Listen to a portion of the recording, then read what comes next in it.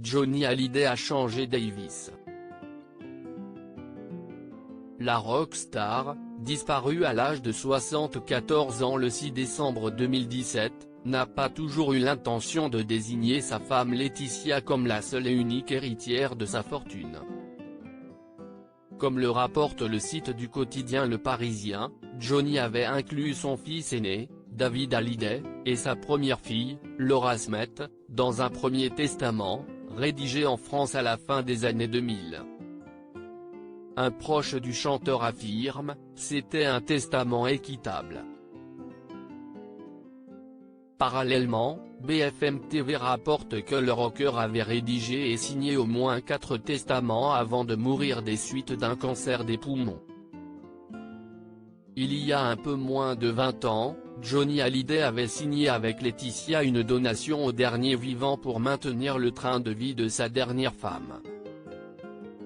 Les 2 autres tiers étaient répartis entre les autres enfants, David, Laura, Joey et Jade, ces 2 dernières filles qu'il a adoptées avec Laetitia, a précisé ce témoin.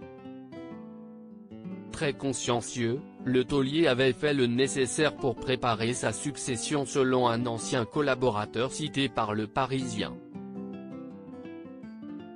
Selon ses proches, Johnny Hallyday voulait jouer les papas protecteurs et cela sans aucune distinction entre ses 4 enfants, « Je veux protéger ma femme et mes enfants ».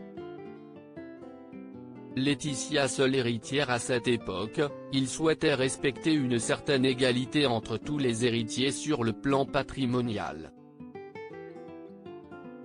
Une envie balayée d'un revers de main au moment de rédiger son 4e et ultime testament comme l'a indiqué Laura Smith dans un communiqué transmis par ses avocats à l'AFP. Laura Smith a découvert avec stupéfaction et douleur le testament de son père Johnny Hallyday au terme duquel l'ensemble de son patrimoine et l'ensemble de ses droits d'artiste seraient exclusivement transmis à sa seule épouse Laetitia par l'effet de la loi californienne, l'Oding DJ.